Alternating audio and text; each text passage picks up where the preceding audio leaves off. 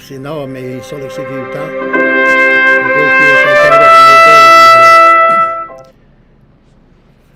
Hoatani ki he tau porokalama ko i tawanga maheni ki ai. Pea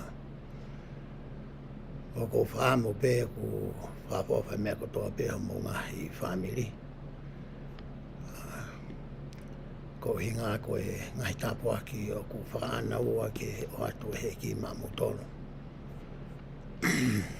Ko hika ngai whatungia ko i a kehe ku maufua. Eo mo ngai whameli pia mo e siasi foki. E haoni te tau lawe ki he tohi ko i a aua NIFAI. Wahe hono tolu ke wahe ko i a hono ni ma. Kai ki mua ke u whakahoko atu. A he ngahi wahe ko ni.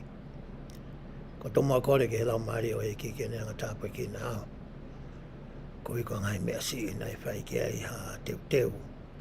Me he ngahi mau anga tokoni ke. Ko ngai mau anga tokoni ko ia. O ki he ngahi podcast. O ki he ngahi YouTube channel.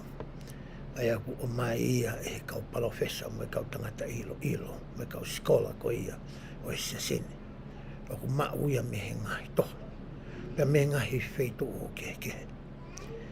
Pea hanga rewa o siofia ngahi mau anga tukoni ko ni. Pea o sio ko fe ia nai e mea ele leita. Kia teki tau tolo. E tau porokalama whakawike. Pea lava rewa ke o hanga o atu ia. O hange e ku mou wanga maheni ko ia. Kia ei. Pea mau inga o pito ke toni i ki tau tolo e lau maari e. E whetano aki te tau whai.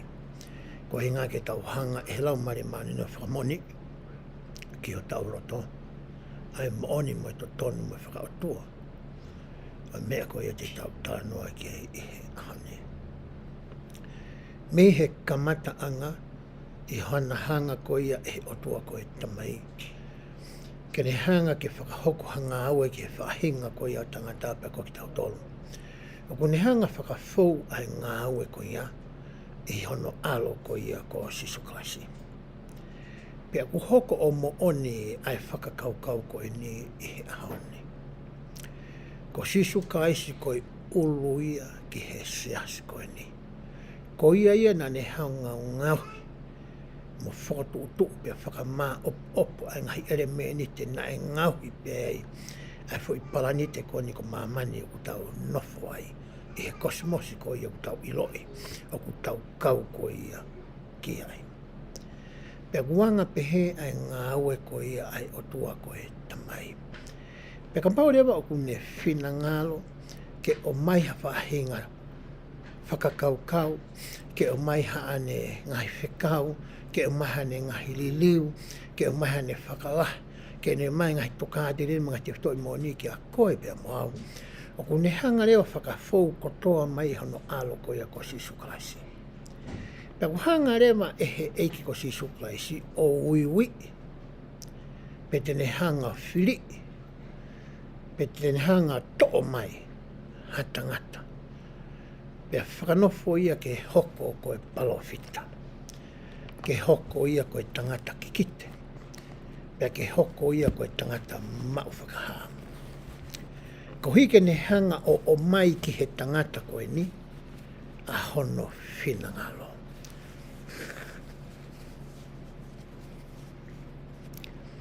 Pea koe whatongia rewa o e palofitai, mo e tangata kikite, mo e tangata mawhakaha, ke nauhanga o a koe ka te ki tau toro.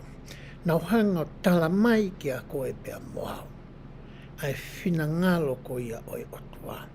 O i kai ke ngawe akia i ha whaunga ke whakamata lelei, ki ha whanongo mo ha sio a kakai, pe ko ha kurupo whakapolitikare, pe ko ha whanua, pe ko ha poreanga.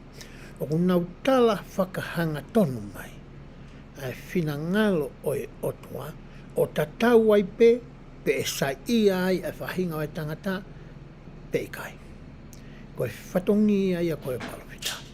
Pe ia i rewa kakai te nau tui mo whakamoni, ai rea ko ia o ku whai e kau palopita. Pe hanga rewa e he kakai ko ia, o tala atu pe whakamoni, pe whakahat, pe malanga i atu ki tua. Ai ngai whakamooni, mo ngai kikite, mo ngai whikau, mo ngai tuutunu ko mai e he o tua whakafou mai ne kau palopita. Ki he toenga ko ia a ene whanau. Tāne inia iri ke rea palofita ko ia ko āmosi o ne pehe. Hei kai ke hanga e he otua. O whai hawhahinga mea ki e whanau ai tangata. Ta e tene hanga o ui hane tangata eiki. Peko hane tamai o eiki. Ke hoko ko ene palofita. Ko e whakakaukau ia o whakatu atu koe i he ahoni.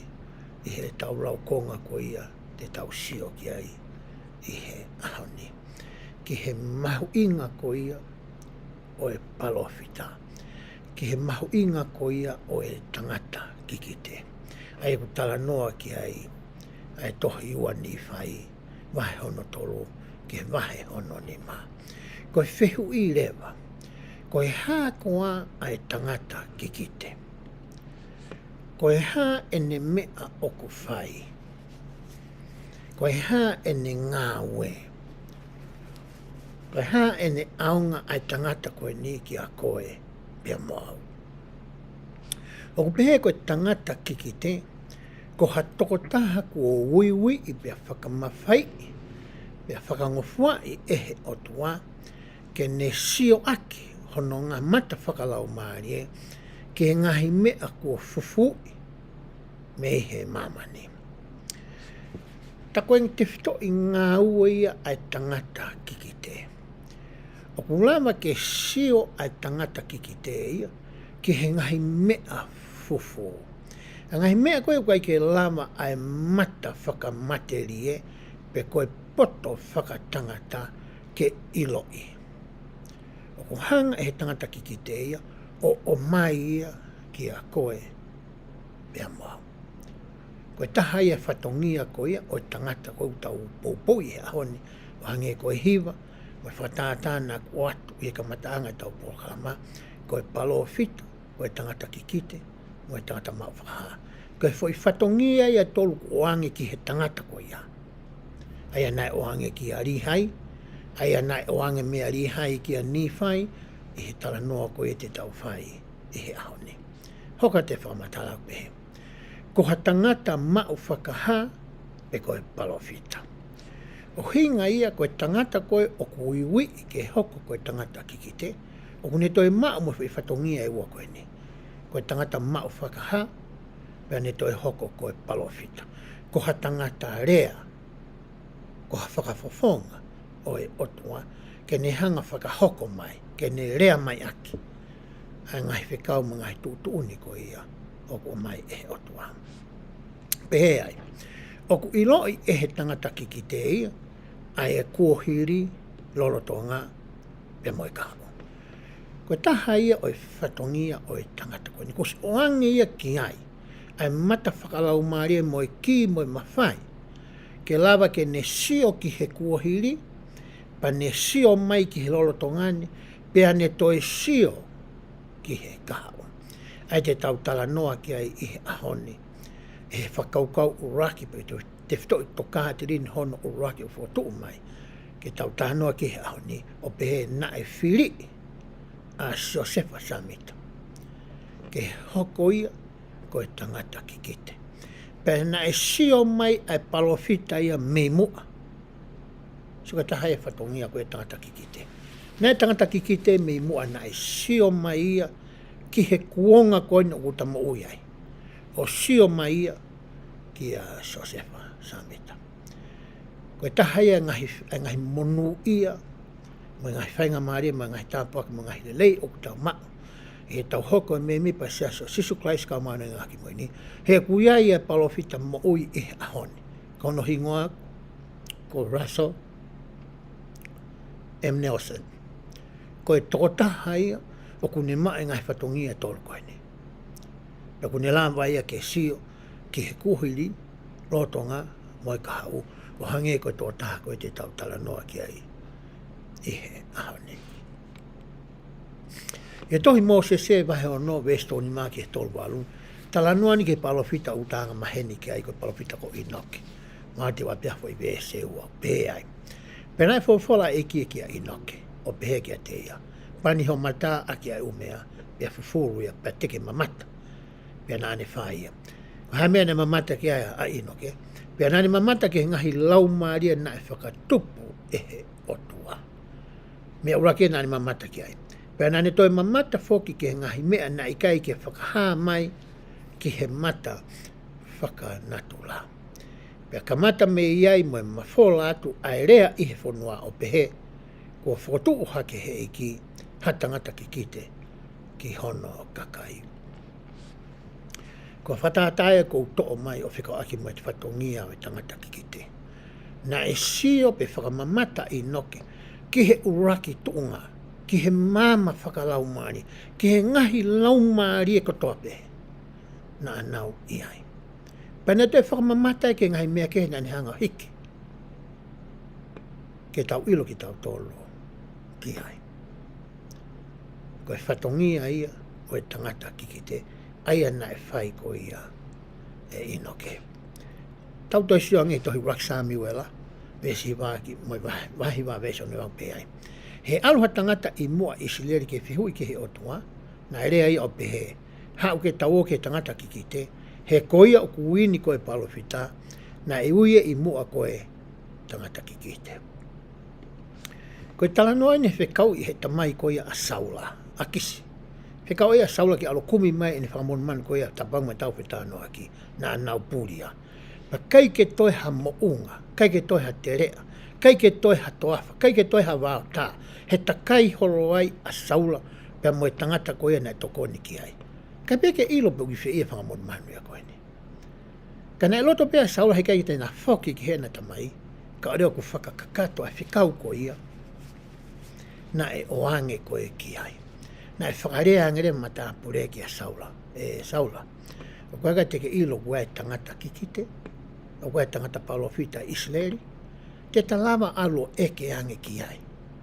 Pe ko whiia whitu, o ku iai ai whakamon manu ko ia aho o tamai. Ko whatongia e tangata ki kite. Tau kai ke wharangata e ne sio ana ki ngai mea whakalau maari e. O ne lawa ia ke sio ki he mea kotoa pe, ai au whamawhai e he otoa pe whangofua i ke ne sio ki ai mo whakahamai ko ia ki a ki tau tolu. Toani mai whakawa he wataha vesi hono ora ki whahaina whai ki e palofita, ko sose samita au pehe. Wakai, ni tā noa nea e ki samita. E tau hare koti ia teki mautolo. Pe e ui koe, wingani sose samita. Iai ko ha tangata ki kite, ko ha tangata ririurea, ko ha palofita, ko ha apostolo a sisu Christ. Ko ha kau mātua o e siasi, e he whinangalo o tua koe tamai. Pea moe alo ofa, aha mo eiki ko sisu Christ. He tamina ange whakahaa koe ni ki he palofita. Na oho ware palofita, anohanga e he eki o talaange ki hai. E hoko koe koe palofita a hoko usiasi. He koia na te whakafoki mai ai ai ongongo leita ngata koia na e toko. E hiri koia e pekia e ko sisu Christ, pea mohono whakapoing katoa koia e ne kau apostolo. Pea to'o rewa pea tāpuni, pea silai matapā koia walangi. I he ngahi tō tangata la. ka orewa ke ia o mai ki ha taimu hange koe tau tānoho ko si, na e teu iai ha feitu o mawhanua. Ke whiunga ai whanua ko ia, mo e kakai o kunofo i whanua ko ia. Pea mo e la mo e konistu tone o e whanua ko ia, ke to e whakafoki mai ai, ai ongo ore ko a Sisu Klaisi. O hange ko ia nā ko lawe ki ai. Ko e ki whamatala nou ia whikau aki, pea mo e whatongia ko ia, pe ko e lakanga, ko e palofita, ko e tangata kikite, pea mo e tangata mao whakaha. I he seaso Sisu Klaisi o e kaumane ngā haki moini, o tauhanga hiki ni mai pa tau popo, haka au tangata e tokta hanima. Ai koe kau tangata uru aki, koe palofita monongo toko ni, koe toko toru ia, pea mo e kolomu ko ia e tonga fu mai toko wa, o tauhanga o hiki ni mai e tokta hanima koe ni, koe kau tangata, koe kau palofita, tangata kikite, mo e kau tangata mao whakaha. Ka koe toko taha pe, i toko taha nima koe ni, kua oangi kotoa ki ai ai ngahi ki, ke ne hanga o whakaaongai i he ahone. Pea whakaongongo, pea ngāwe whakataha, pea whiongongoi ai toko taha whaa koe, pea mo e palofita ko ia, kua uiwi i ke hoko, koe tamawi i ke ai otua. Ke nau hanga o whakalere ahono siasi, ke lawa ke nau mao, ai ngai whakahinohino whakalangi, ke tāpo i ki nā hai e tau mo ui. O ko mai lewa tau tōru ai ki he tau whakaukau uraki o kou to'o mai, ke tau talanoa ki ai i he ahoni, ai a ko hono te whitō o ku pehe. Na e whiri a Josefa Samita, ke ne whakafoki mai ai ongo lerei. Peka pau te ke wakai ki o laukonga ko ia he tohi tolu NIFAI, wahe hono tolu, vesi o no ki he uawha, e mau kotoa e whamatala ko ia, te tau tānoa ki ai i he ahoni. Nā kai ke pehe na e loto ki ai a Josefa Samita ia, pe ko e ne whiri, pe na ne iloi. Ko tānoa te tau whare te ahoni ia, nā kai ke misi a Josefa Samita ia, e whiri i mo iwi ia e he otua, ke ne hoko koe tangata kikite, koe palofita, koe tangata mawhakaha. Nā ne toki hanga ia i loi. Ai talanoa ko kau koe ki ai, he tamina ne hanga ri liu ko ia. Ai lau i pleti koula ko ia, na hiki ai, ai re koti koe hoko i ahoni, koe tohi ko ia, amolomona. Koe te tau rau rewa ngahi vesi ko ini, me tau sio rewa ki he anga ko ia, e ne whakawhehoa naki ko ia, pea mo e te whito i whakakaukau, pea ke te whito i toka te rine, o ku tau talanoa ko ia ki ai.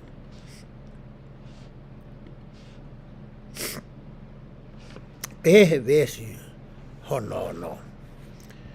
He koe mooni na e whakamooni e Josefa. Talanoa ni ki a Josefa na e whakatau ki Isipite. I o lau koe ai vehe wahe hono tolu, te ke sio ai ki ha Josefa e wha.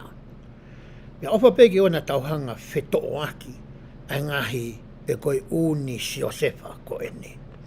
Koe Josefa ulu aki, koe Josefa ia ai foha ko ia o rihai, na e whanau i ko ia i he toa wha. Aia ko se kope, mo Josefa, ai ongo foha koe na e whanau i he nau whanonga ko ia i he toa wha, mau anoa.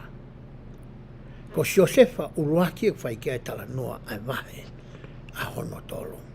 Pea na e whai e tangata e ki e rihai ai whakarea koe ni, pe koe whamatala koe ni utau tānoa ki ai, na ne to'o mai e ia me he tohi koe ia a Josefa na e whakatau ki Isipite. A Josefa koe ia e whoha o sekope. Aia na i riu koho no hingoa mehe sekope o uiko Isileri. Tā koe na iai ai tohi mo ki kite ia a Josefa. Na he lau i pereti palasa ia koe na tauhi ere pani. Koe taha ia ngahe uhinga mau inga. Na e loto ai a rihai ke whekau a hono ngahe wha. Neongo na ne hanga i lo i lelei. Koe whatu tāmaki e tō ke hano ngahe wha e lawa ke more e nā moui. Kana e whalala tangata koe ni ki he otoa. Tako mea na i wiritaki ai a hono loto Ne o ne whekau i he o tuake o mai a ura i pleti plasa ko ia. Are pani. He na iai a ngahi tohi ko ia a Mosese. Pa tako e na iai mo tohi a kau palofite. Au kai ke mauia i he wholwhola. O hangi tau tala noa koe ke haoni. Aia koe tala noa koe te tau tānoa uwes koe ni. Koe ki kite ia na e sio ki ai. A sio sefa na e whakatau. Ki isipite. Na e sio mai ki he taimi o rihai. Pea to e sio mai ki he taimi kone o koe pia mau i he haoni. He koe tangata ki kite. Koe palofita. Koe tata mau whakaha. A sio sefa koe ia foha se kope. Na e whakatau koe ia. Ki ispite. Pe osko e Josefa ko ia, tau tānoa ke Josefa foha rihai, tau tānoa ke Josefa na whakatau ki ispite, tau to e talanoa rewa ki a Josefa samita. Aina whai ki ai ene kikite mo ene sio. Pe tau to e talanoa ki a Josefa samita ko e lahi. Ai ka whai Josefa ai e wha. Foha rihai, Josefa na foha ko ia se kope, Josefa, ai kui ko so samita, mo Josefa, o kui ko Josefa samita ko e lahi, aia koe tamai ia, a Josefa samita ko e sii. Koe ni ihia te tau tala noa koe ki ai i he ahoni. Pea hoka tu e rea, o peheka, koe whamatai nei whai koe e rihai ki hono ki foha koe ni ko Josefa. O pehe, ai ke whakamoni a Josefa nei whakatau ki spite, o pehe. Koe rea nei whai koe e Josefa koe foha se kope. E whakotu hake e he eiki ko hoku o tua ha tangata ki kite. O hinga ni ki a Josefa samita. Aia e hoko ko ha tangata ki kite mahu inga ki he fua oho manawa. Hanga e tangata eiki koe ni o talaangi ki hono foha koe ni. Ai mea na e sio mai ki ai a Josefa na e whakatau ki ispite. E whakatu uha tangata ki kite, pea me he hako ko ia o rihai ai aku iai koe a Josefa. Nā tau tala noa whoki ko rihai, ko ne hawana me hako ko ia o Josefa na e whakatau ki ispite, i ono whoha ko ia ko Manase. Koe tohi hoko ia tangata eiki koe ni ko rihai. Hoko te whamatala ai a rihai. Io koe mooni na e pehe e Josefa. Josefa ain poha se kope, ain e whatau ki spite. Ko ia na e wholofola pehe ni ehe eiki ki a te au. O haa mahino me he tala noa ko ia e he lau i pereti palasa, i he tohi ko e Josefa.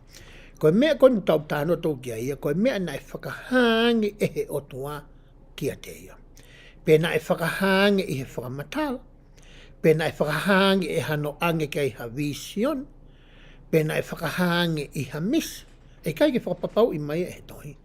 Koe mea pia mahino ka te ki tau tolu, koe mea koe na e sio mai ki a Josefa foha o se kope, pa moe mea koe o kune hanga tohi, koe mea na e talange, mo whakahangi, ehe o tua ki ai. Pea hoka te whamatala ko ia. Ai vese. Te whakotu o hake ha tangata ki kite, o hinga ni ki a Josefa samita. Mahu inga me he fua oho manawa, pe whaka apa i lahi ia. I he fua oho manawa, eho hako. Pe te utuku ki a te ia ai whikau, ke ne whai hanga ue, ma ai fua oho manawa. Pe he ngahi ngawe ko ia, te nau maua i ha ilo, ke ngahi fuakawa, ai a ko whai, ta moho ngahi tamai.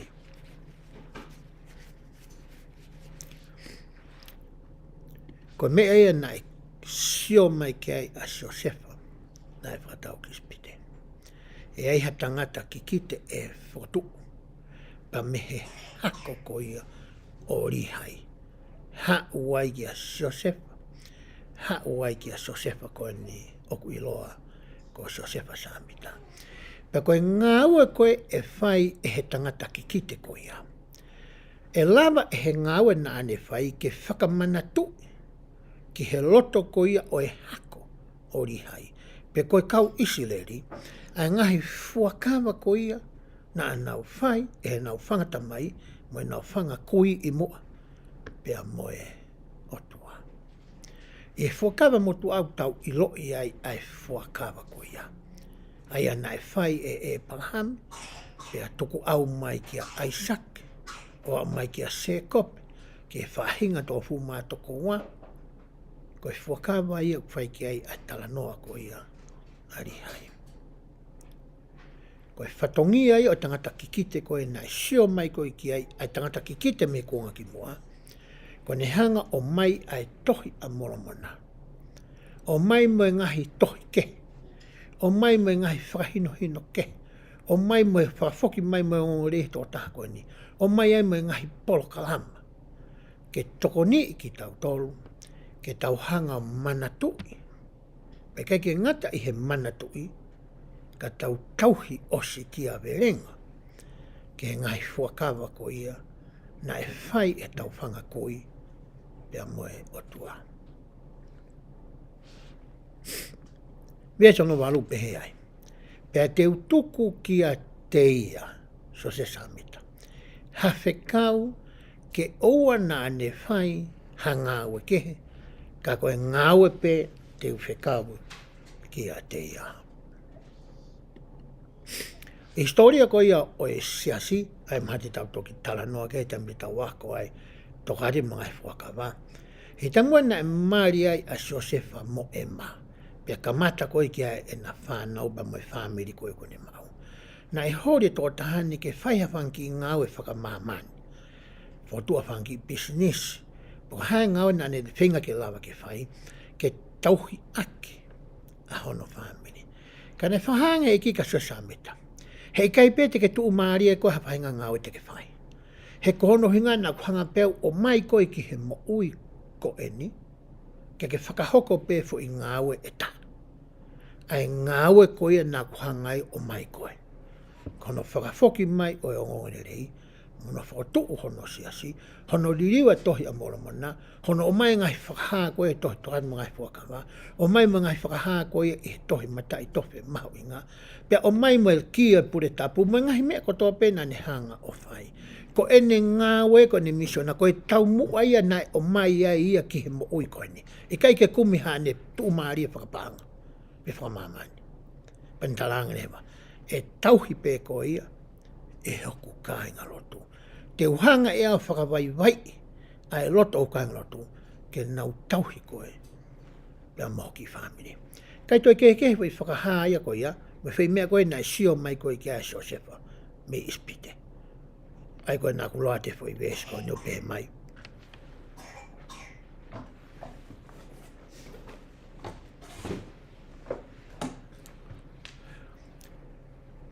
Ke aua na ane whai hangawe kehe, ka koe ngai pu whikau ke te ia. E hoka te lai wēsi. Pea te uhaa ke a ki i ia, so se samita. Ke ne mā o lunga i hoku ao, he te ne whai na eko ngāwe. Koe tala ofa mo e palomesia na e oange ki he Josefa koe ni oe, kuonga koe ni o tautoro. Ka pau tike whakahoko e ku ngāwe, te uhanga o hāke e ki i koe. Te uatu ai mo ui tangata. Ho whakamo ui, ta mo hāke e ki, te uhanga e au atu e māu. Hoka te lawa wēsi. Pea e lahi ia, so se sa mitani, o tatau mo Mosese. Hangarewa e Josefa na whatauki pete ia, o whakatau hoa a Josefa sa mita ki a Mosese. Ilo le rei e riha ia mono ki whamiri a Mosese. Koe palofita o whina ia, koe palofita mahu inga taha ia ki he whānawa Israeli. O ku nau ilo le nau tō historia Mosese. Me hono wha e re, o au mai ke ne whiri ia, pe whanau ki hoko e palofita, ke ne whakatau ataina e whanau Israeli me ispite. O au mai koe ki he mounga. Sainai, whaena whakapa mo o tunga.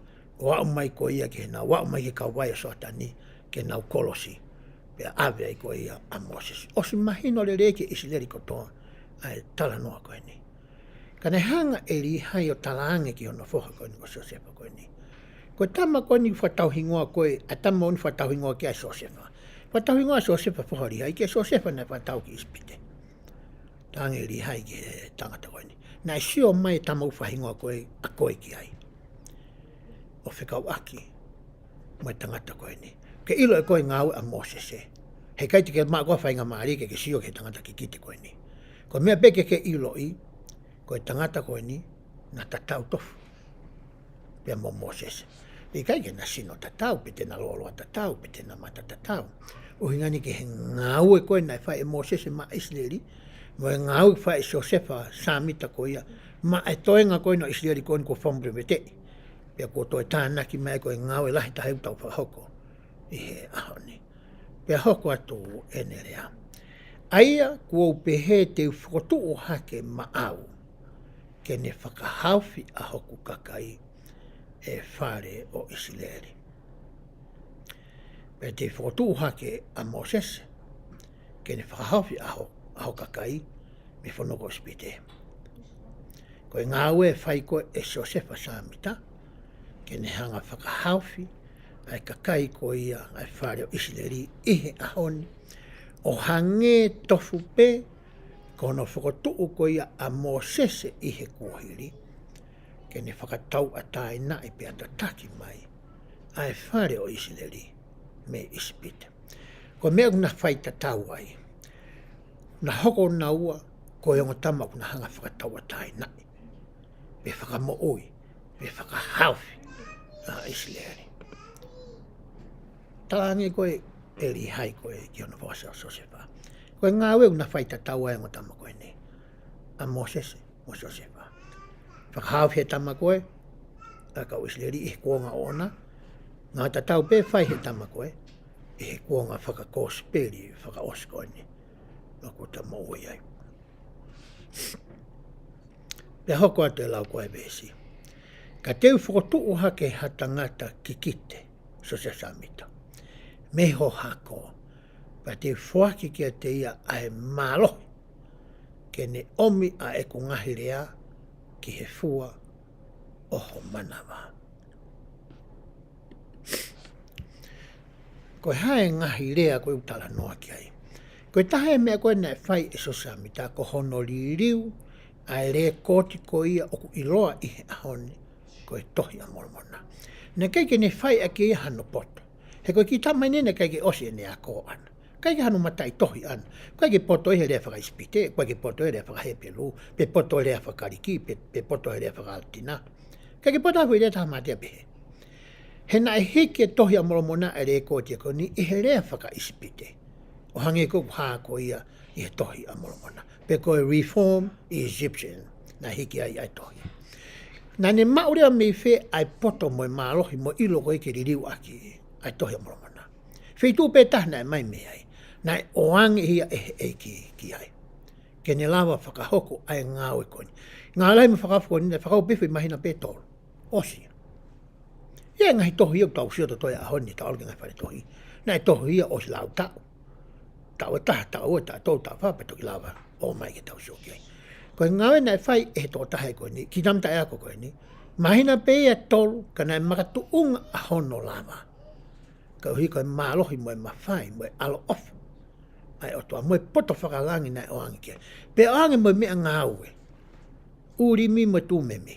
Ke tokoni ki ai, i he ririu ko ia o e tohi a moromona. Koe mālohi au tala noa ki ai, nai sio mai koe ki ai. Koe ki maule rei pe te tau i koe kui ari hai a Josefa kone whai tau kis pe te. Ai tō taha koe nei whakahinga namesake koe a Josefa koe whohari hai.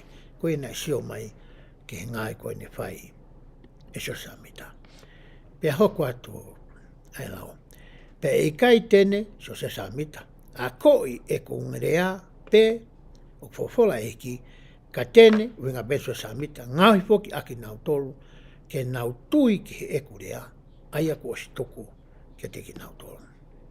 Koe tahe whatongia koe palofita, mei moa me whakamotua, a mai ke konga koea, o e wahe au anga taimina I hena sisu Kraisi mone ka apostolo, pe hao mai ki he ahoni, ko e whatongia kau palfitai ke nau mao e whakaha, pe nau wakoi a ene rea. Ke lava ke ririu I ai koe pe a moau. Ke lava ke whakatonu tonu ai e ta mooi.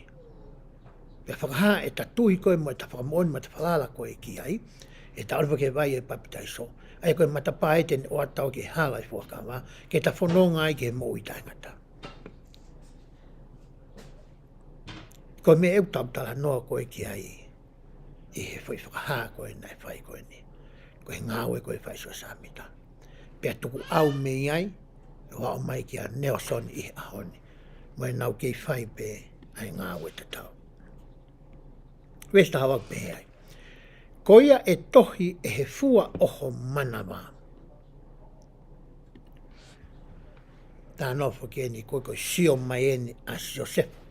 Me espite ki a rihai mo ki kurupu koe na nau mai koe ki e whakafo.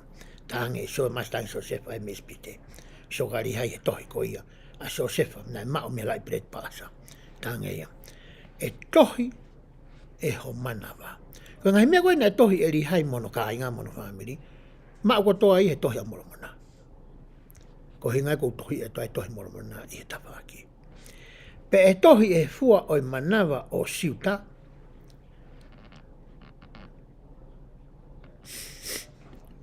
Aia koe tohi koe e fua manawa siuta u tau I loi. Koe tohi tapu. Fua kama motua mo e fua kafu. Tohi tapu katoa. So maso se fai ki ai. So maso se fai ia ngo tohi e ua. Tohi koe na e fai koe na I Sausalema.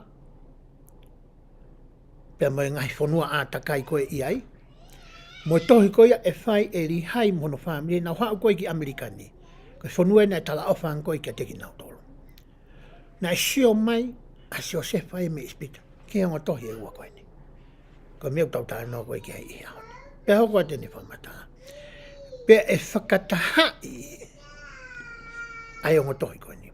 So mai e e lava e ngotohi koe ni o ririu pe whakamaa o popo pe hiki mao.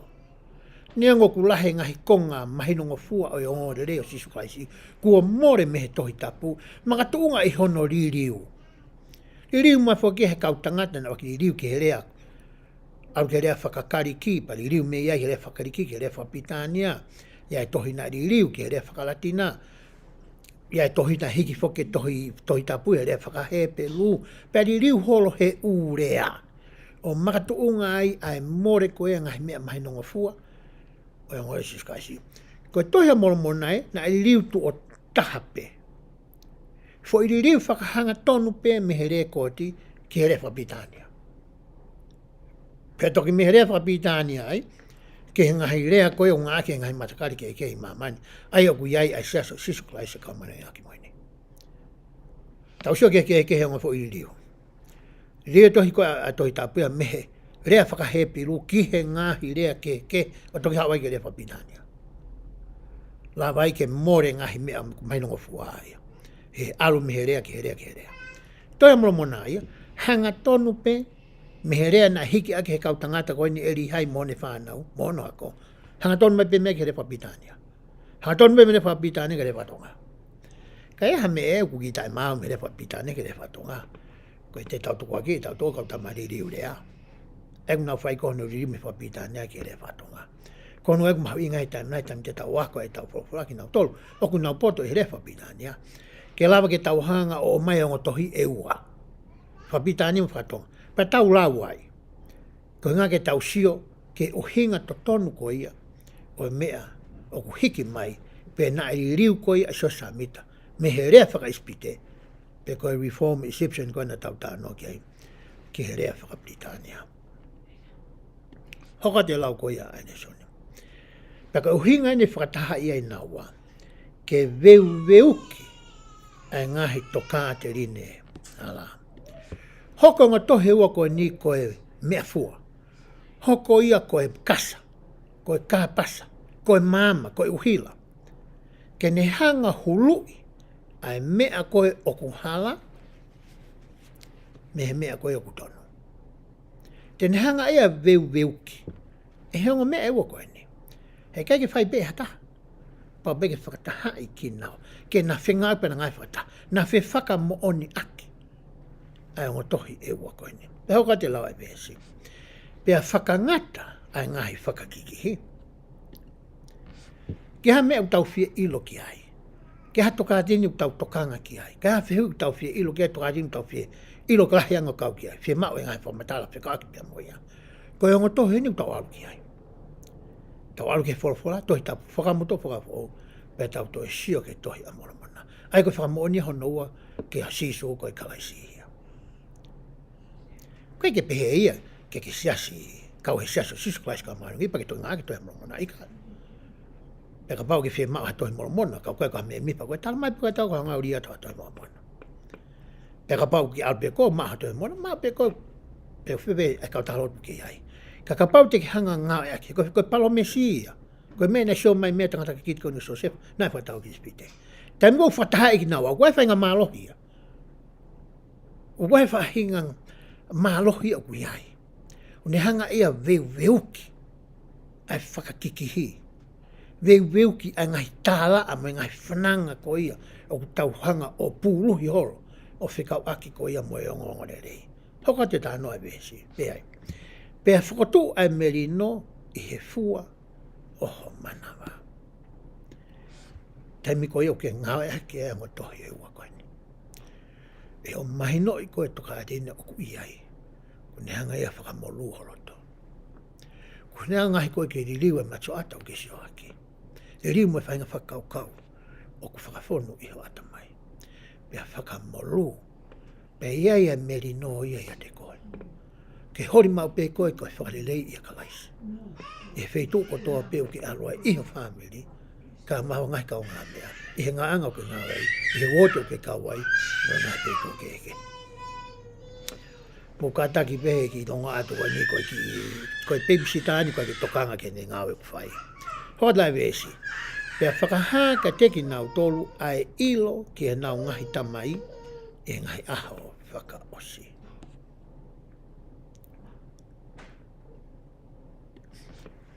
Whakahā ka teki nau tolu ai ilo ki nau haita mai. Me he whakawa motu a whakatotoro mai mea e palahame ai hako Islandi. Ia o mai ke he whakawa whoo. Ne ongo kua more at pea pekia ai ni hiko ia. Ka nai hike ngahiri ko ti ke tau ilo ai e tau tolu. Ke tau whanga kui mo tau ngahita mai. Me moa. Toi tapue. Tohi a molomona mea ta tau. Koe tahai e whatongia o e tohi koe ni. Ke ne hanga hoko hoko ai se ini koe ia. Mea koe pia moau ki he whakawa wha umu e whakawa motua. Pea ta ilo iai ai whakawa na e whai. E tau whangata mai i he kuanga ki mua. O ta mau e whainga maari e ahoni. Ke talama ke ala atu. Ke mau e tāpua ki ta tau. Aia na e tāpuki na aki ai nehi koe ia i mua. Hoka te whamatala koe ia. Ai vesi. Kai uma a moe ilo ke ngai fuakawa, oku fola ai eke. Ta koe whatongia ia, pe koe ngafa moe na tula ia, o e ongo tohi koe ni. Koe na me e whai koe ke ki taua. O ka pau, te ta whakamureki ha taimi lahi, whiunga, mo fuoroa whiunga ai taimi, o ko tāka mo whakatotolo ai, i he ngai tohi o eni.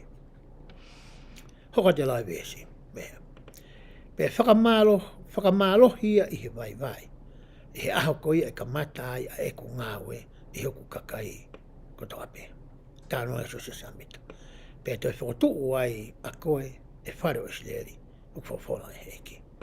Pea nai ki kite pehe a Josefa foha se ko pe o pehe. Wakai e tāpua ki a tangata ki kite ko ia, so se samita. Ehe eiki. Pea ilonga ki nautolo e whenga i whakaauha ia e veu ki aki nautolo. He koe tala ofa ko eni, aia ko mao mehe eiki. Ko whakamooni eni a Josefa na whakatau ki ispite, ki hea Josefa samita.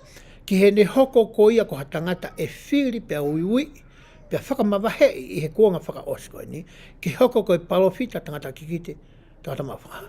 Whakamooni I mai ia e Josefa na whatau ki ispite.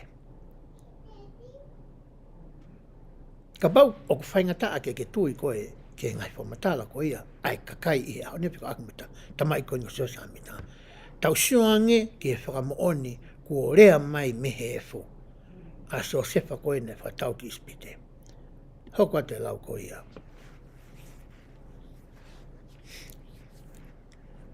Ai vesi. Ki he fua o hoku manawa e whakahoko ia. Wakai o kolo I pau e whakahoko ai tala o whakoani.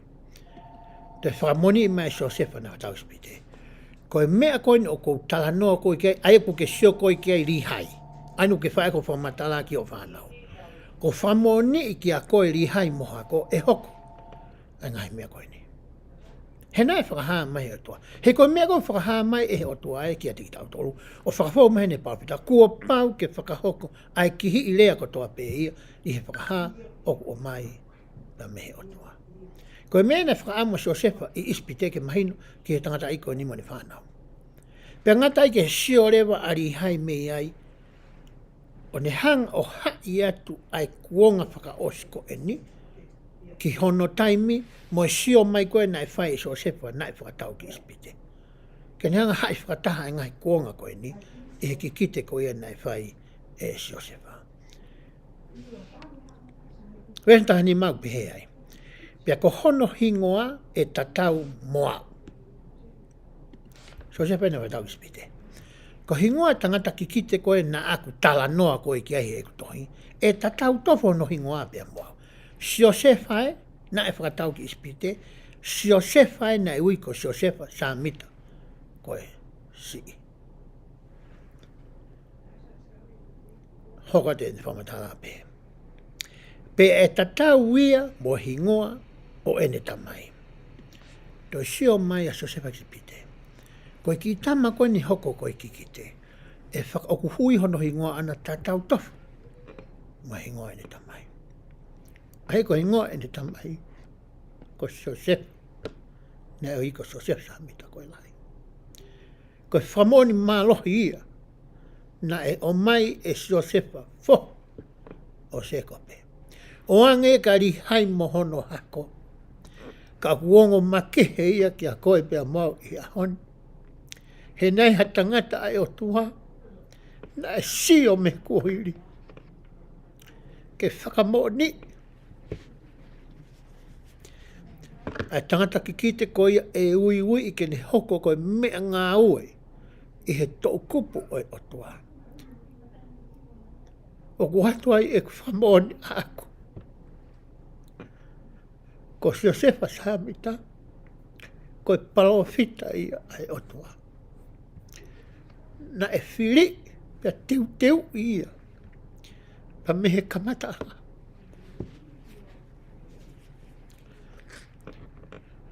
O whakatatari, ki he kuonga whakaosko ia.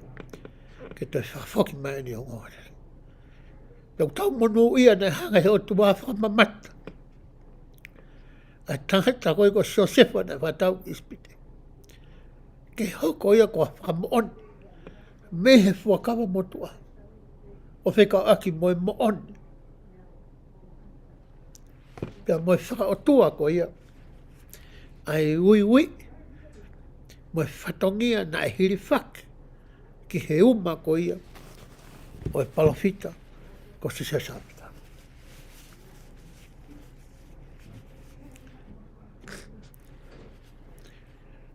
Hoko atu ene whamatala. Pea tene tatau pe moau. Tāno aina Josefa ki he tama koe ni. Tama koe ni hingoa tatau pe moia. Hingoa tatau e tamama ni tamai. Pea ne toi hanga newa talaangi ki a rihai. Koe tama koe na kou tāno kai e tatau toh pe pea moau. He koe haa koe ngā aue na e whai Josefa na whatau ki ispite. E tai mua na hanganu whatua whakatau ia ki ispite. Na e kai ke hano e tangata koe ni. Na ne kei whalalape, kei tuipe, kei amanaki le leipe, whakapapau i pe e he roto. Koe ngahi mea koe ni, e le leia ki a te au. Pa te whapapau he loto, he kai ke tuku peri e kina he atua. Pe amere mai ki ispite. Pe hoko rewa ia koe whika ua ia. O si pea whelo, e so sepa na patau ispite. Ko hae mea nane whai, nane hanga tokonaki. Anga he mea tokoni ko ia na e whakahauwhi aki. Ai kakai he kuonga koe ni. O kauai a ene tamai, mono whakatoko wā. Ko inga haue na e whai ko e so sepa na e whai awiki ispite. Ai utawanga maheni kia he whora. Pehelewa he tamai koe ni so sepa whai pito. Ta tau tau pia so sepa sa mit pia mua. Ko hako inga haue na e whai so sa mita koe ni ihono kuonga.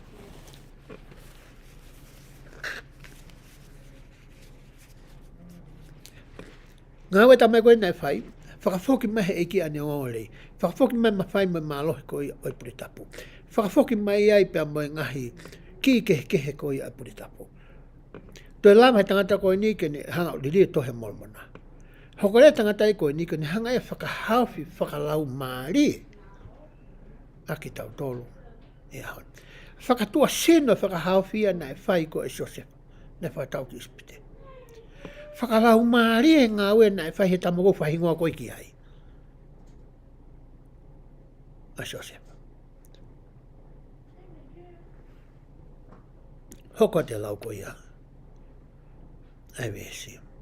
Koe uhi, koe mea e whakahoko e he eiki i hono nima, i he mālohi e oi eiki, e omi a hoko kakai ki he whakamooi. Koe ngahi ngāwe kātoa koe ni e whai e tangata ki kite koe ni o tautala noa ki ai. Hei kai tene lava ia i hono mālohi pe o ona. I hono poto pe ona ne kai ki ako ia. Pe koha mea tene lava ke whai. E whakahauko kotoa a ngahi ngāwe ko ni o makatunga pia whakawae pe ia. E otoa pia mohono alo ko ia ko Sisu Kaisi. Ko ki naua ia. Tena hanga o tāpue kina ai tangata ko ni. Pia whakaivia ia. Ke ne whakahoko ai ngāwe ko ia nāne lava whai. Hoko atu e lauko ai vesi. Io, na e ki kite pehe a Josefa. Josefa, foha o se kope. O kou i lo i pau e hoko e meane. Whamon mālohi mai Josefa me he efu me kerekere. Ka pau te mou whanongo, pe te mou lau, i he eko kikite. Mou hanga whakapapau, aua te whakawei ua, aua whakamaha mahalo, aua whakaapepe. He kou tala atua kua pau, ke hoko e nia. Ka hare mea hoko tau sio kai aho ni, kua osi hoko, tau tahamalu ua noa, na e lotu ai e palofita o sa samita, ki tamsi kei si koe ni. E ha mai o tua koe tamai, mohono alo ki a Joseph. Pa ne whanongo ki he re oku pehe. Whanongo ki hoku alo o whaanga. Koe tamai ia. Pea kamata me he mō me niti ko ia. A hono whakafoki mai. A hono toi o mai. A hono whakaawa matapao e langi. O whingawe ake palofita. Pea moe otua. Pea mono alo koe ko Sisu Kaisi. Ke o mai hangahi whaunga ke tāpa ki nai. Aki tautolo. Hoko atu e lau ko ia vesi. O hange fōki ko ku ilo pau ki he tala ofa e tupu hake a Mosese. Keke ngata sio mai Josefa ne whakatau ki spite kia Josefa sa mita. Kai toi sio mai fō kia Mosese. Nane pehe mai. Koe mo oni ko ia mea e hoko ka sosa mita, e ta tau pea moe mo oni o kou ilo i mo whakapapau. E hanga i atua whiri hatangata ko Moses. Ke ne hanga o whakatau e tae nai. Ai whara isleri me ispite. Hanga i Josefa ispite o whakatau hoa mau pea Josefa. Sa mita tangata kikite koe ni pea mo Moses. Hoko te lau ko ia. Ai vesi. He kua wholowhala aki e iki a te au, te whakatolonga hohako o tangata. Hoka te lawa e vestawhito. Pea kua fola he eiki.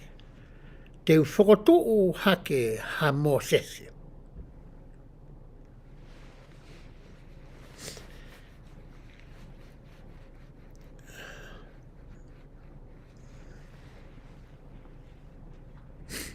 Pea te tukia te ia ai mālohi hono tōtoko, pea te whake te ai mālohi ke tohi hangahi lao au lelei.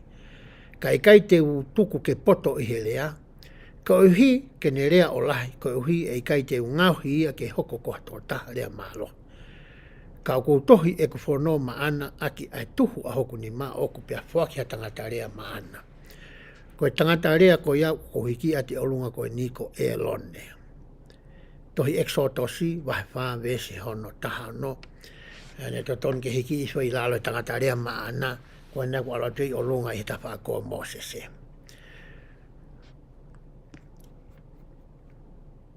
Taula ko tō pētā no ka Mosese.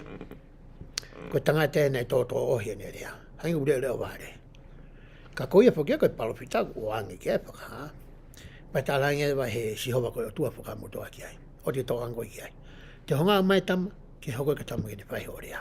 Tā lātea o mea ka koe, tā langi koe ki he tama koe, tā langi he tama ki he kakai. Pane hanga re vai a ui, pia wahe ia e lone. E tōua Mosese, ki hoko pia koe tangata rea ki a Mosese. Pia hoko atu e lau koe ia a vesi.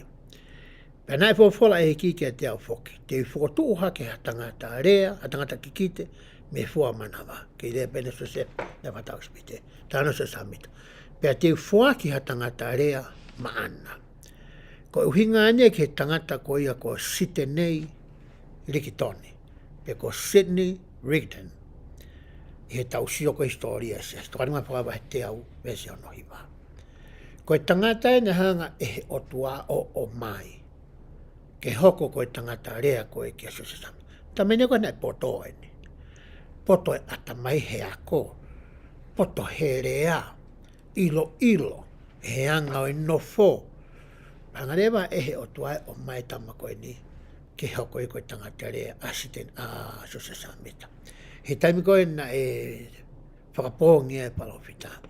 Na e amanaki tokua asiten nei riki toni ia, ko ia tene hoko atu hono tataki koe siasi, e ke hoko koe palofita. Ngā loia he tangata koe ni, kono whatongia ona koe tangata rea pe. Pena osi hono whatongia ona taimne whapongia i koe so samita. Koe te whemaha tangata rea e ma so samita wis whapongia. Ka koe tangata ia na iwi i he kuangani. O hange tofu pe ko ia, na e whai ko ia ki a Mosese, mea te tau pe na e whai ko ia i he ahoni ki a Sosefa samita.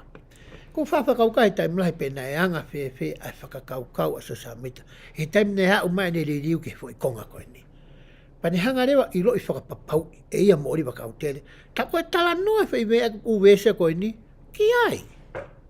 Mohono family. Koutui na e toi e mahalohi makehe. Na e toi whakamooni makehe na e maa so samita. O kau ki hono wiwi. O kau ki he mo ui ai otua. O kau ki he otua koe aari whaia mo e omeka. O kune awhio i mehe kamata anga ki he ngata anga. E nea mai ki he konga koe ni tau tala noa ki ai. Hoka te vesi. Pe koe ngahi rea tene tohi, so samita. Koe ngahi rea ia kua upehe o ku mahu inga ke aluatu ki he fua o ho manawa pe koho hako. Pena hange ko ia ko kalanga mai ai fua o ho manawa mehe fu ai ko tohi a mormona ke teki nau tolu he ko iloi a e nau tui. Tā noani ke ngawe ko e whai e so samita ko hono ririu. Tohi a mormona pea hiki, pea pāki, pea pulusi, pea tufaki atu ia ki mamani. Hoka te lau koe weso no wanoa.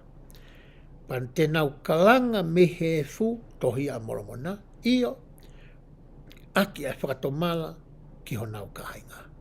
Io o ka osi atu hangahi taurahi me teki nau tōnu.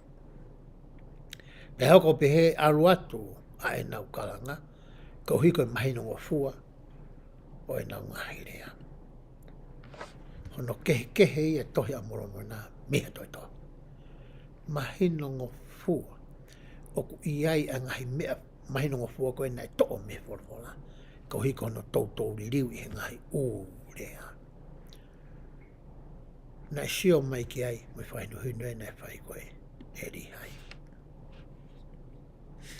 Vesi wa tau pe, koe mea i he e nau tui, e aroatu i hoku ngutu, ai nau ngahi rea ki hoku kāinga. Aia koe fua o manawa.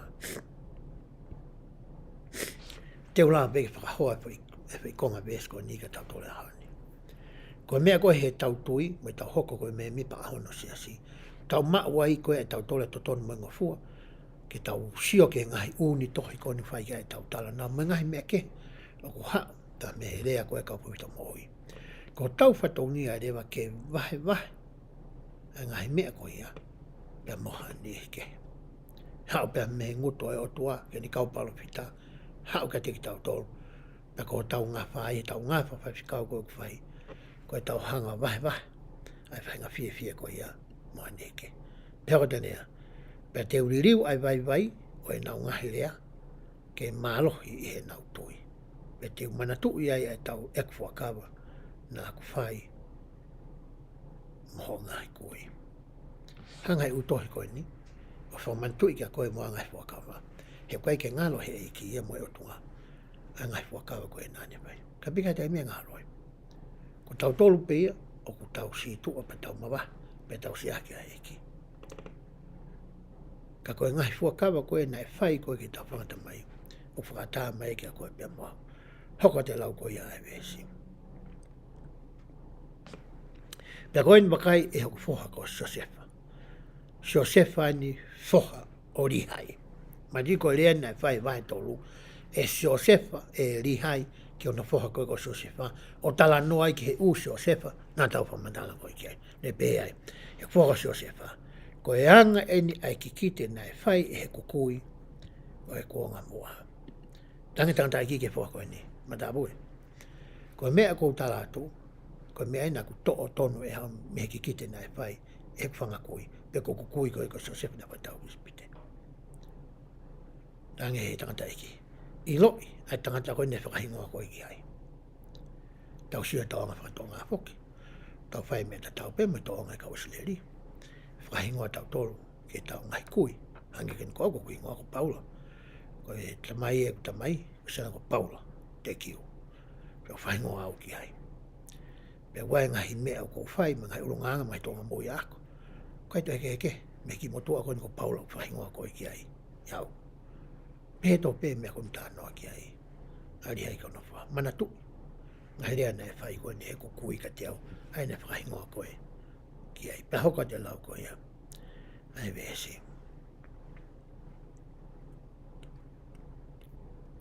Koia, koe mea i huakawa koe ni, ko tāpua ki i ai koe. Ko hui e i kai whaka auhoa ko, ka te nautoko. He te nautokanga ki he ngahi rea o i tohi. Talahanga rea mai rihai, e whoha, Josefa.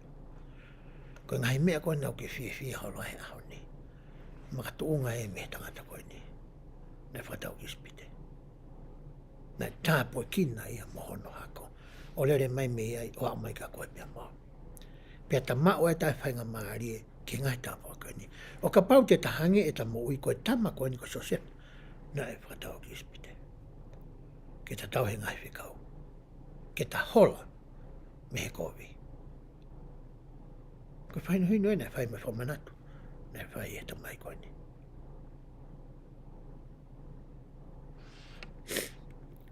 Vesi wa whaharewa. Pea. Pea e tupu haki e teki nau tolu hatota. Susa samita. E mahalohi. E tene whai hangau le leila. I he lea. Pe he ngau e whakatoa. Pe i he ngau e whakatoa osi.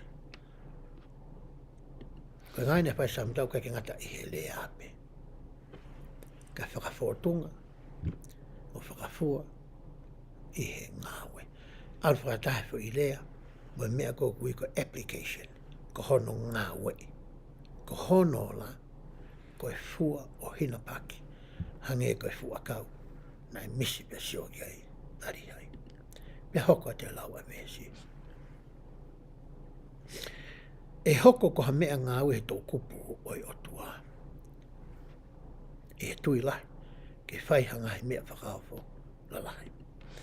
Nā matunga pē lama so sa mita whai ngahi ngā uku nā ane lama.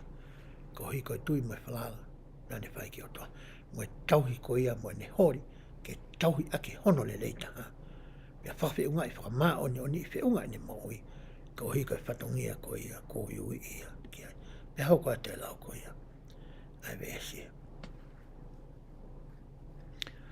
Mo whai ai mea ko ia o ku hake ki mo maolunga i he ao oi o tua. Pea e whakafoki ai hanga he mea lahi ki e whare o isleri. Pea ki e hako o ngai tau ke te. Ko e tala noa ia na e whai e ri hai pe ko e rea nā ne whai ki hono foha ko e ka Josefa. Pea mea maaria ne hanga whai e rea ko e ni nā ne to'o mai. Ai tohi mo ki kite na whai Josefa na whatau ki spite. Ke hoko ia ko e whakamooni ia ki a koe pia mau. Ke whakamalohi ia ki ta whakamooni. Ki e palofita ko ia ko se samita. Te whaosi ake a lau to toara mai whakawahi te au tolu ni maa vese hono to lupe he ai. Ko whai e Josefa samita. Ko e palofita mo e tangata ki kite ai eiki. Ha mea lahi ange ki hono whakamoui. O e whaahinga o e tangata i he mamani tuku kehe a sisupe. Tala mai whai vesia koe ni. Hanga e so sa mita o whakahoko a ngahi ngā ue lahi whakauria. O whikaak mono whakamoui koe pia mau, mono hākea ki koe pia mau. O toi lahi ange iha toi tangata i mamani, talupe me mua o mai ki ahoni. Tuku kehe pe a whi toko taha mātia pe o sisu klasi. Tau sionge pe ko hae ngā ue ko ia nai whai e so se samita. Pe hoka te lawa vesi. Iha toi toko taha, iha tangata e toko taha aia nai moui i ai iha kuanga. E waha a fua nou e tau e uongo fulu. Ka whi tau e nai whakahoko ai koe e so samita koe ninga. Whi tau pe wanoa. Pe whakapongi fukia. Tau sio ke taimi kosi suklasi. Whi tau pe ia e tolu. Tau sio koe ke ni hao ngā whawhai whikau. Menga hai mea kau hiki koe whawhola. Toka matai no tau tonoa. Tau sio ki taimi nou koe ia. Tama koe ni, mālo ni tau wanoa tama koe ni. Hokale lai besi o pehe. Whi tau e wanoa koe ia, kone o mai uraki. Ai tohi a molomona, aia na e ririu i he whaki mo e mālohi. Oe o tua. Me aini, uraki kune whai. Kune mai tohi a molomona, hanga mena tāno ke aine, aina lau pia ririu i he mālohi mo e mawhai oe o tua. Pea hoka te whamatala ko ia. Ai, vese. Pea kua fōu ia te ia a hono pulusi, i he ongo fuku whanua lalahi e ua. Kone o atu a hono kakato e ongo reita angata, me e kone whai, aia nai tuu i ai ki he ngahi potu e wha o mamani. Ai whahoko e tau whanau ngā whikau, e tau ngahi whongu, tau ngahi ofino ato ngā whikau. Kona hanga o atu a e ongo reita angata o Fiefia, ke tapa ke he wha o mamani. Ke fo i site we site, pia mai noa te mai sau te. Ke whaka roma ki, whona ka mamani, aki, a ene o ngori. Pia hoka tō matala ko ia. Ai vesi. Kone o mai a ngahi whakahā, mo e ngahi whikau, ai a kukau i he tohini, o e toka te rine mo e ngahi fuakawa. Pea moha ngahi tohi lahi mo e ngahi ako naki kehe o ku ngari poto, ko hike aonga ki he whanau ai tangata. O mai rewa tohi kong tau iloa tau siasi ko tohi tohani mai whakawa ngā whakahae ne whakisa samit. Mo e ngahi whakahino no kehe, mo e ngahi malanga me ngahi tohi kehe, ko ne whai ke toni a ki koe. Pea mau. Pea hoka te lau ko ia. Ai vese.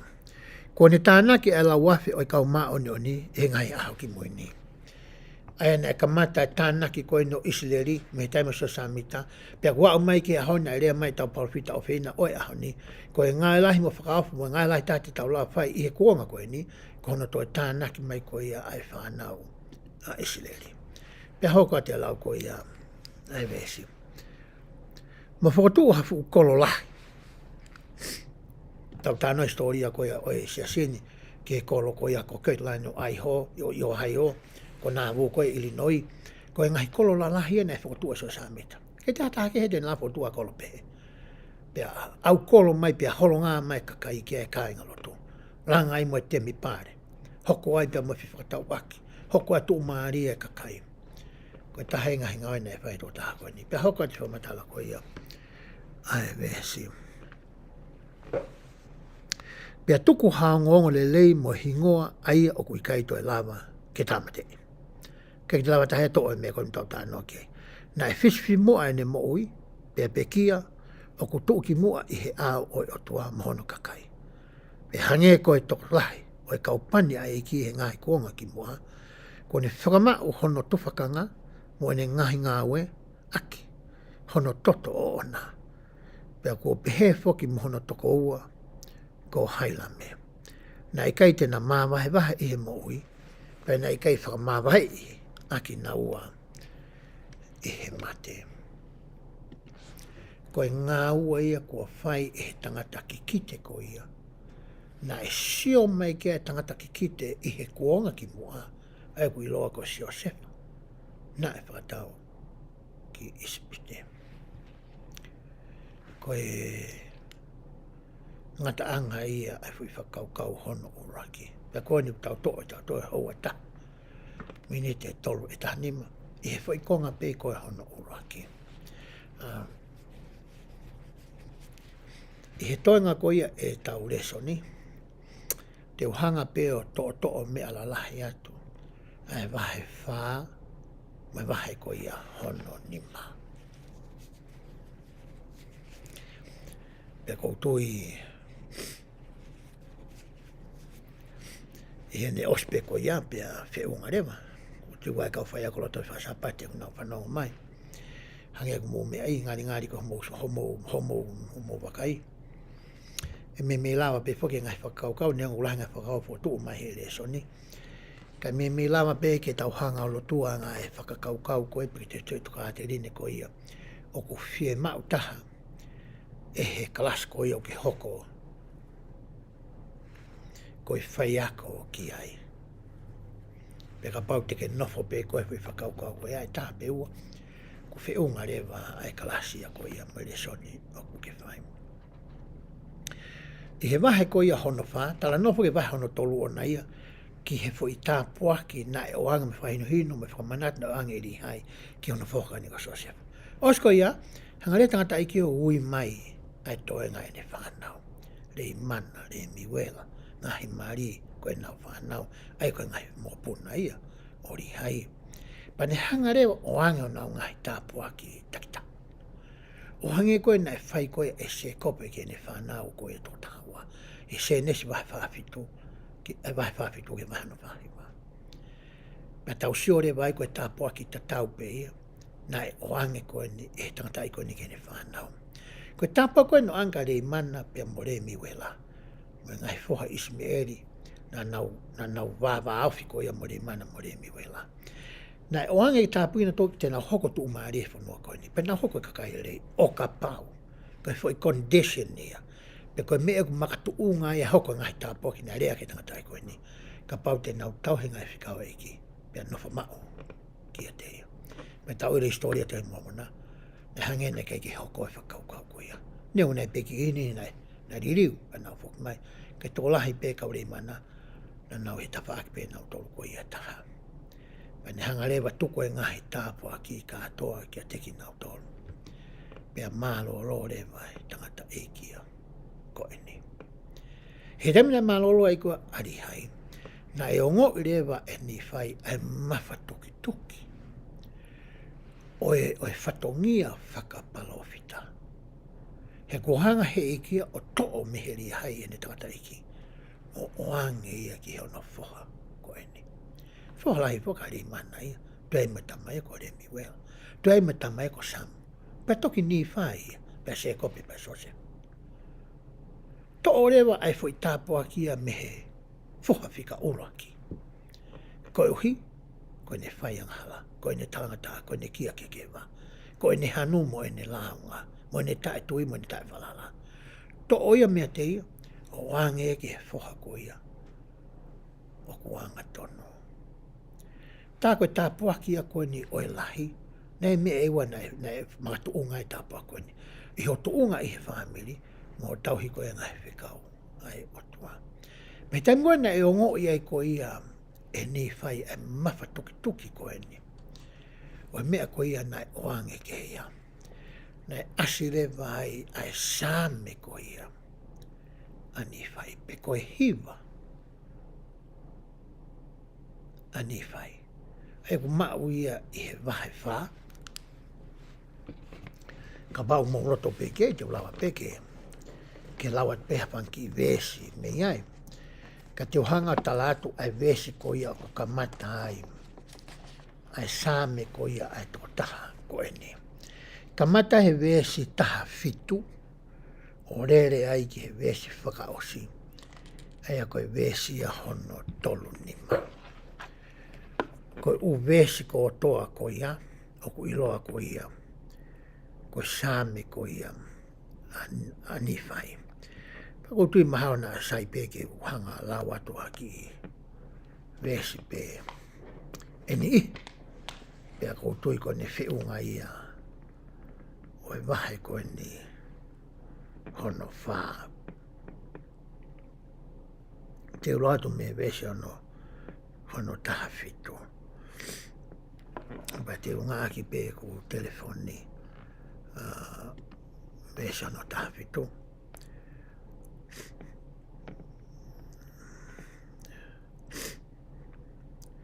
pe vesi au no tahawitu. Pea neongo ai fuuanga le leilahi ai eki. I whaha ke te au ene ngahi ngāwe maongonga mo whakaofo ka aku kaila hoku loto. Hui aue, koe tangata loto mamahi ko au. Ia oku mamahi a hoku loto koe uhi ko hoku kakano. Oku mamahi haku lau maari e koe uhi koe ko ngahi anga. Neka ke pehe ia, ke whai anga hala, a NIFAI ia, he ngahi anga hala, koe uta mahino koe taua ki ai. Koe taimi koku te unuai o hofi ki he otua. Oku asi mai whanki i mea iki ai e te mooi. Oku whaka atalahi mai ia, ki he o wakai mo eku wakai, e whanki tō no koe ia. Nai tokanga koe ki ai a NIFAI. Ko me ena e wha so ki ai tangata koe ni. Hoko atu e ne wha matala me. O ku kā pui au i he ngahi ahi. Mo e ngahi anga hala. Aia o ku whaingo fua au pito. E ku moua ki ai. Pehe tangata koe ni. Ko NIFAI ni koe tangata e koe palo pito. Pehe tangata. Lai whangi mea i he atakai. Te ulawa pe au.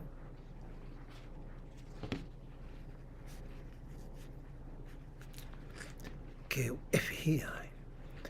Te ulawa pe au ia ke u tolo mua ai. Te ulawa pe au ke u humu ai. E whangi mea ko ia. Ia ku atakai. Pea hoka tue ne lau. Vesta haiwa. Me koe pe vesta haiwa i sio ki ai. Pea ka o kau ka hori ki Fiefia, o ku tangi a ku roto, ka o hiko ngahi angala. Ka neongo ia, o kou iloi, aia, o kou whalala ki ai. Tahe whakaukau fotu mai he re sone hane, ke tau whalala pe, ki he otoa. Me tā hokore whamatala ko ia, sāme ko inwa hiwa nei whai e NIFAI. Me sono wanoa. Ko hoko a hoku otoa, ko hoku poupou. Ko ne tataki au i he ku ngahi mamahi, i he wheitu mamau nganoa. Pea ko ne maru i au i he ngahi vai, o i fu moana lalahi. E ngahi wesi koe no hoko, hanga e NIFAI o manatu. E ngahi ngāwe le lei, mai ngahi tāpuaki. Koe ngahi whainga mahari, koe ngahi malui, koe ngahi whai whakamo ui. Na e whai e o tua mana. E lotonga ko ia e nau whewhanonga aki ko ia, ke nau whai whinga mai, ke whanua o e talawha. Mau sai ke o hei whakalaka me ai.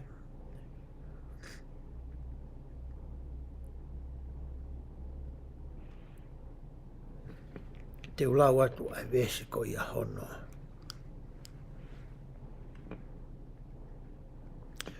Hono wa, ono kamata me visi no ano hangi ni haloto ne fai. E ni fai. Nani pepe si ono wa ano.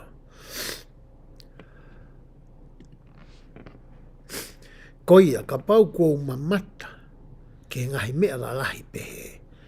Ka pau ko a ahi ai eiki.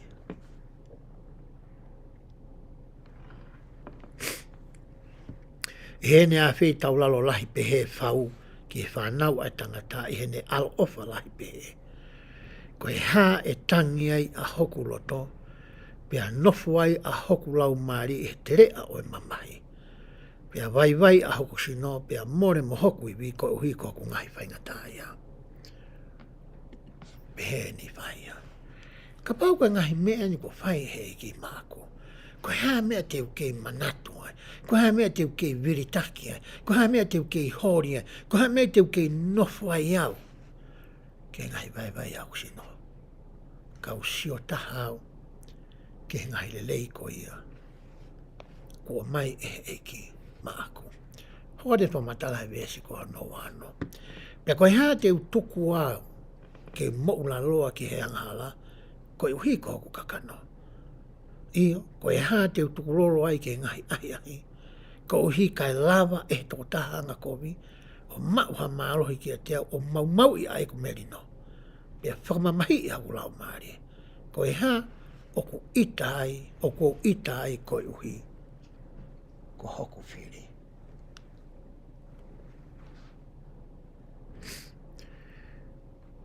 Pea te ulau whaka ose atu. Ai vesi ko ia hano tolu whaa. Pea ko tui ko e whiunga i ai tau. Pōkalama ki ahoni. E sono tolu whaa. Ok mehe ai. E eiki. Kua whalala ki a te koe. Pea teu whalala ki a te koe. O taingata. E kai teu whalala ki he nima o he kakano. He ko ilo. O ku mala ia. O kune whalala ki he nima o i kakano. Ia, o ku mala ia o kune tuku e ne whalala ki he tangata. Pea kune ngauhi ai kakano ke hoko ko hono nima. Patiko whaosata e pe a vesono tau nima. Ia, o kou ilo o ku whakilahi e he o tuaki a te ia o ku kore. Ia, e whaki o ku tuaki a te au o ka pau. E kai teu kore tai totono. Ko ia teu hiki hako kure o ki a te koe, io, teu tangi ki a te koe ko hoku o tua, koe maka o i ku maa oni. Wakai, e hiki mau pe a hoku le o ki a te koe, ko hoku mata, e ko hoku o tua ta ngata. Amen. Whaosi e NIFAI e ne lotu mo ne tangi, mo ne same, mo ne hiwa, aki e ne talangi ki o tua. Teu whalala me ki a te koe o tangata. Hei kai taimi teu whalala ai ki he tangata. Hei kai taimi teu whalala ai ki hoku poto pe whaaki ki hoku poto. Hei kai taimi teu whalala ai ki he kukoloa. Hei kai taimi teu whalala ai ki he ngai whananga mga ki a tātu pua o ko whanongo ai. Teu kei whalala pe ki a te koe. Pea koe whalala ko ia e tolonga ia o tangata. E whamiri o e pēsi hono aki nā lapu. E haone u taware ai, a te whito e tukāne mahu inga e ua. O raki, tau sio ki whamooni ko ia ai wholawhola. Mei he whakawa motua, Pa me tohia mormona, o whikau aki pia moe whatongia, whaka otua moe mooni ko ia, o palofita ko su sepa samita. Na e kiki te ia mei mua, o whakamahino ki a koe pia moau, o ku mooni, ai ngā ue na tau kawei e he tangata koe ni. Na kai ko hono loto, na kai tene kore, na kai ke whakaana ua ki ai, kana e polo i pa tiu ia me ka mata ngā, kene whakahoko e ngā ue koe ni. Me ta mo ui whakamate ria koe ni. Oua moa te tau whalala, ki he ngahi mea ko ia o kakano. Ki he ngahi mea uri mo ui koe ni, ki he poto o tangata, ki he imo e mālohi o tangata. Kai tuku e tau whalala ki he otua. Pakapau te tau whengau e aki mo e palofita koe kune hanga ui i he aho ni. E hanga rewe e ki o tāpu e ki na aki tau toro. Pia lava i ki ha whainga maari. Ke tau mau ai hangofua. Ke tau nofo mo ia i he taingata. O hange ko ia ko ene alofa. Watu opala hika teki mau tolo e whamiri mo i ka inga pēsi o nuaki nā lafu. O hapete tenga tau ngau e pata. He tau hanga o vahe poroka mo ni pa loma ki. A mahamani a kene o ngāona rei. Kore ke o tua kene hanga tāpu ki nā ki mau tolo. O hatua ilu. O hatua hori ke ako ni fōwhara. O hatua mea ki honi pā. Ke whakalato a ki aho whatongia. Pea o mai mo ho taimi mo tariniti. Ke ngāwe a eki. E wāwha sisu klaisi. Amen.